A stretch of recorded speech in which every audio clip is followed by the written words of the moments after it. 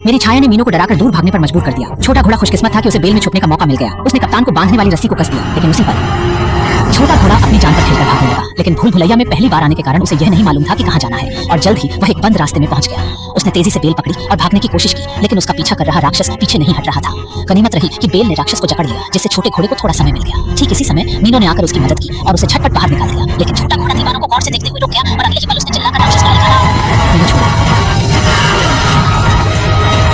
अगले दिन भूल भुलैया की दीवारें खुल गईं। सभी ने चमत्कारिक रूप से देखा कि छोटा घोड़ा और मीनू कप्तान को सुरक्षित बाहर ले आए थे। यह पहली बार था जब कोई वहां रात बिताकर जीवित वापस आया।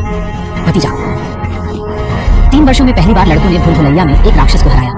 लेकिन कुछ का मानना था कि छोटे घोड़े की चालाकी ने नियमों को तोड़ दिया। वैसे नियमों के अनुसार सिर्फ दौड़ने वालों को ही भूल भुलैया में प्रवेश मिलता था और छोटे घोड़े द्वारा राक्षस को हराने का असर अज्ञात था। जब सब यह तय करने की कोशिश कर रहे थे कि छोटे घोड़े को दंडित किया जाए या नहीं, कुछ अजीब हो गया। आमतौर पर रिश्तेदार महीने में एक बार आते थे, लेकिन इस बार वे आधे महीने पहले आ गए। और हैरत की बात यह है कि उनमें एक लड़की भी थी। उसी के हाथ में मिले एक नोट में लिखा था कि यह उनका आखिरी बार है। लड़की ने छोटे घोड़े का नाम जोर से पुकारा, जिससे लड़कों का उस पर विश्वास और बढ़ गया। छोटे घोड़े की उपस्थिति उनके स्थापित संतुलन को बिगाड़ सकती थी। नोट में आखिरी बार का जिक्र आपूर्ति के खत्म होने का भी संकेत था। छोटा घोड़ा मानता था कि उन्हें जल्द से जल्द बाहर निकलने का उपाय खोजना चाहिए, इसलिए वह कुछ लोगों के साथ दोबारा भूल भुलैया में लौटा। वहां उन्होंने मरे हुए राक्षस के पास एक कार्यशील इलेक्ट्रॉनिक डिवाइस पाया। लौटने के बाद मीनू ने भूल भुलैया का अपना मॉडल छोटे घोड़े को दिखाया। 3 साल में मीनू ने लगभग पूरे विशाल भूल भुलैया का दौरा किया और तब जाकर मॉडल बनाया। फिर भी वह कभी बाहर निकलने का रास्ता नहीं खोज पाया था। अब इलेक्ट्रॉनिक उपकरण की उपस्थिति ने उसे नई उम्मीद दी। उसने अनुमान लगाया कि इलेक्ट्रॉनिक उपकरण पर पेंट संभवतः 7वें क्षेत्र का प्रतिनिधित्व करता है, लेकिन यह समझने के लिए कि इलेक्ट्रॉनिक उपकरण किस काम का था, उन्हें इसे लेकर फिर से भूल भुलैया में जाना पड़ेगा। इस बीच छोटे घोड़े को बताया गया कि हाल ही में आई लड़की जाग चुकी थी, लेकिन उसकी यादें भी मिटा दी गई थी और छोटे घोड़े का नाम सुनकर वह आशान्वित महसूस कर रही थी। इसलिए उसने अपने पास की 2 ट्यूब दवाएं छोटे घोड़े को दे दी। हालांकि छोटे घोड़े को इसका उपयोग मालूम नहीं था। उसने इसे संक्रमित कप्तान पर आजमाने की ठानी।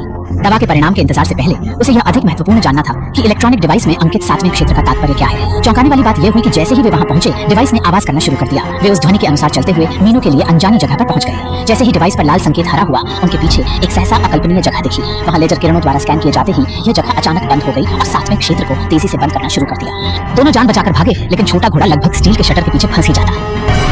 लेकिन दोनों को बिल्कुल भी नहीं पता था कि आगे की स्थिति और भी ज्यादा खराब है। दोनों लड़के अपनी जान बचाकर भागने लगे और उनके पास के भवन तेजी से गिरने लगे। आंखों के सामने आखिरी निकलने का मार्ग भी बंद होने वाला था। दोनों के पास कोई और विकल्प नहीं बचा था और उन्होंने इसे ललकारा।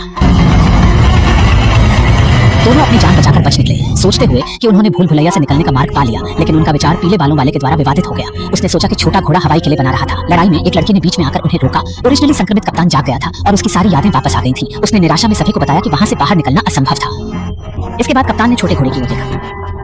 भीड़ से स्थिति को संभालने से पहले ही बाहर अचानक से एक बड़े शोर की आवाज सुनाई दी। जब वे बाहर आए तो देखा कि जो दरवाजे बंद होने चाहिए थे वे खुले थे। इससे भी ज्यादा दीवारों के चारों ओर सभी दरवाजों के खुलने का मतलब यह था कि जल्द ही अनगिनत राक्षस बाहर निकलने वाले थे। जब सभी भ्रमित और मायूस थे, चारों ओर से राक्षसों ने शिविर पर हमला शुरू कर दिया।